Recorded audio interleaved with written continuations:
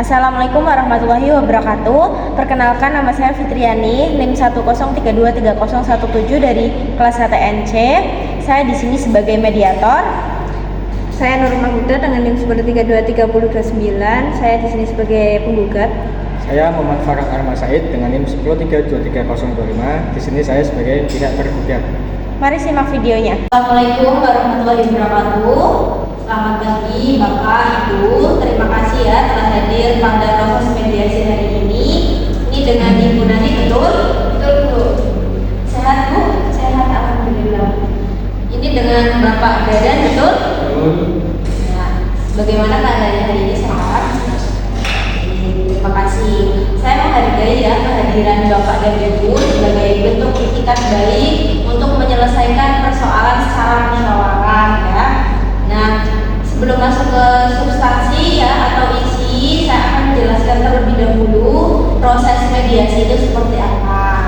Nah, mediasi ini adalah proses penyelesaian sengketa melalui musyawarah ya, proses sengketa yang dalam perkara Bapak dan Ibu dengan bantuan pihak ketiga yang netral. Di sini perkenalkan saya Fitriani sebagai mediator dalam perkara Bapak dan Ibu seperti itu.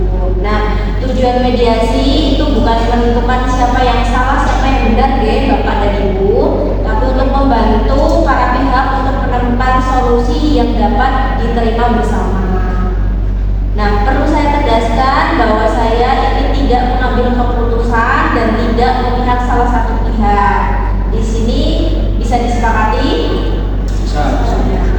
Baik, adapun aturan ya yang perlu ditaati. Jadi selama proses berlangsung, saya berharap Bapak dan Ibu itu tidak saling memotong pembicaraan satu sama lain.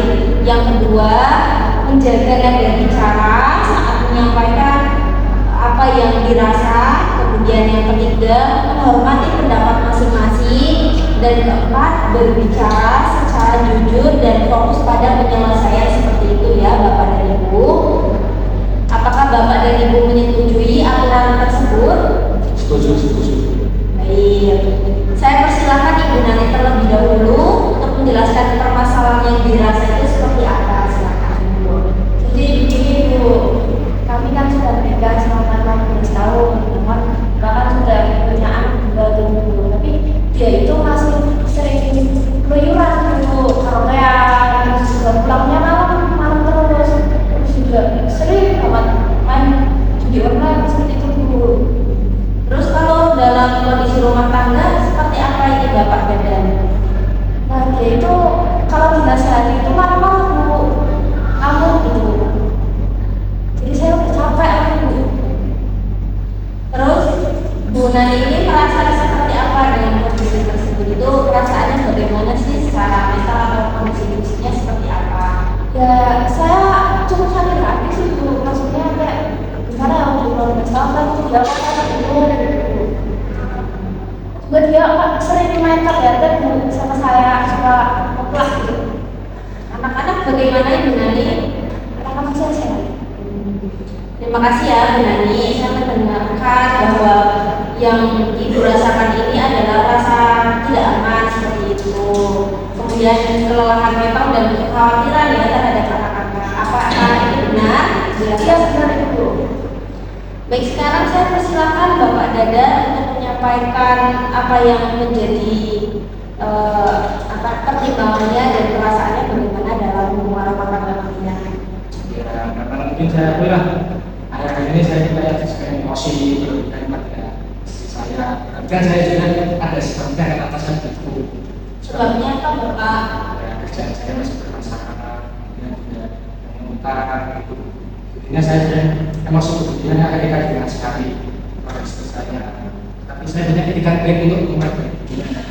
Bapak dan Ibu sebelumnya pernah berkomunikasi terkait dengan kondisi dan perasaan masing-masing? Baik, terima kasih ya atas keterbukaan Bapak dan Ibu. Saya akan merangkum persoalan utama yang saya dengar. Pertama, adanya ketidaknyamanan dan rasa tidak aman yang dialami Ibu Nani.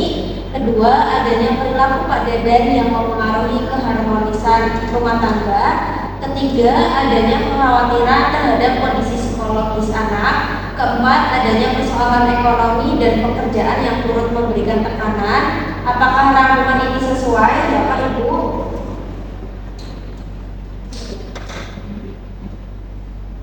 Ibu Nani, jika situasi dapat berubah, apa yang sebenarnya Ibu Nani itu harapkan dalam rumah tangga kalian? Saya berharap untuk dia berubah juga mempersiapkan Pak itu. Bu Nani ingin diperlakukan seperti apa Bapak kira-kira? Ya, seperti awal-awal kita menikah gitu. Kalau untuk Pak Dadan, apa yang paling Bapak harapkan? Ya kalau saya sih, saya sudah punya etikat baik untuk berubah tidak di tidak menunjukkan, tapi kan saya juga ingin supaya Tapi ketika dia menjelaskan itu nggak mau berubah. Sabar Bu Nani, didengarkan terlebih dahulu, Ya. dilanjutkan Pak Dadan. yang memang nasihat kan nasihatnya itu tidak pakai bahasa yang enak juga bukan terapi ini loh saya kan tertekan jadinya saya sudah emosional karena disuruh-suruh itu dirasa. Tapi ketika dia keluar itu kalau dibilang itu bukan di rumah. Apakah dari Bapak dan Ibu itu ingin memahami satu sama lain atau bagaimana Ibu? Saya sudah sampai waktu. Kalau Bapak Dadan? Kalau saya sih masih ingin ya Bu, bersama istri saya. Soalnya kan mana emang itu dari 15 tahun masa bisa gitu. Tapi saya juga khawatir sama anak-anak saya kalau ayahnya aja seperti itu kan. Baik, kita cari solusi penyelesaian bersama ya Bapak dan Ibu. Karena kan ini tujuan mediasi itu untuk memberikan solusi seperti itu ya. Nah, sekarang kita pikirkan pilihan penyelesaiannya. Nah, di sini saya ada pilihan. Pilihan pertama itu melanjutkan proses perceraian apabila memang tidak ada kemungkinan memperbaiki hubungan seperti itu.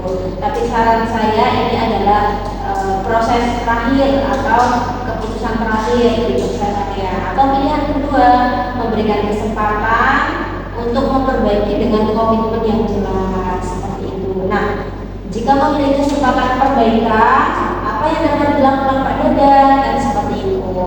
Nah, Pak Dadan ini bersedia, misalkan Bapak bersedia untuk memperbaiki, tidak berjudi lagi seperti itu. Apakah Bapak bersedia? Bersedia banget. Ya. Tapi saya nggak percaya Bu.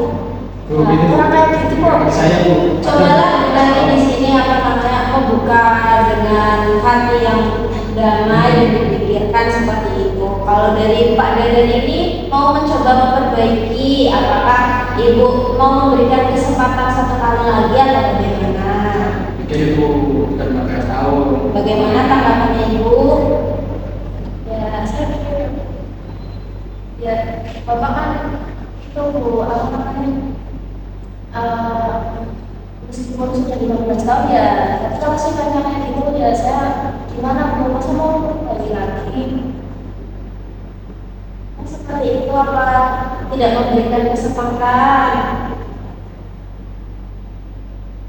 ya kalau Bapak mau perbaikan ya Kalau benar-benar Pak Dadan mau berubah seperti itu ya, diberi kesempatan, betul begitu Bu Nani?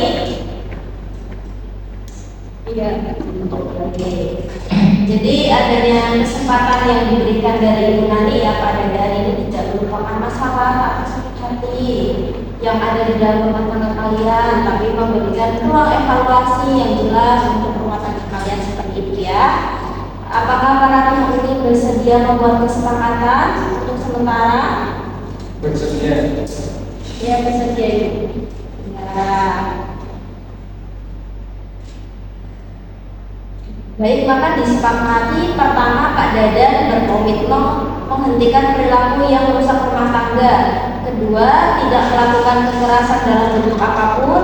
Ketiga, menjalankan komunikasi dengan baik dengan keluarga. Keempat, mengikuti pendampingan atau konseling keluarga. Yang kelima, Ibu Nani diberikan ruang untuk menilai perubahan secara objektif. Yang keenam, apabila komitmen tidak dijalankan, para pihak tetap memiliki hak menempuh jalur hukum. Apakah benar demikian Bu, Bapak? Ya, benar. Jadi, terima kasih ya atas keterbukaan dan etikat baik dari Bapak dan Ibu sekalian. Hari ini kita telah mencoba memahami kepentingan dari masing-masing Bapak dan Ibu ya untuk menyusun langkah penyelesaian. Nah, apapun nanti hasilnya, saya berharap keputusan yang diambil itu tetap memperhatikan martabat para pihak dan kepentingan terbaik bagi anak. Seperti itu ya Bapak dan Ibu. Dengan demikian proses mediasi dinyatakan selesai. Wassalamualaikum warahmatullahi wabarakatuh. Setelah ini Bapak dan Ibu bisa keluar, nanti akan saya buatkan berita acaranya ya. Ya Bu, bisa Bu.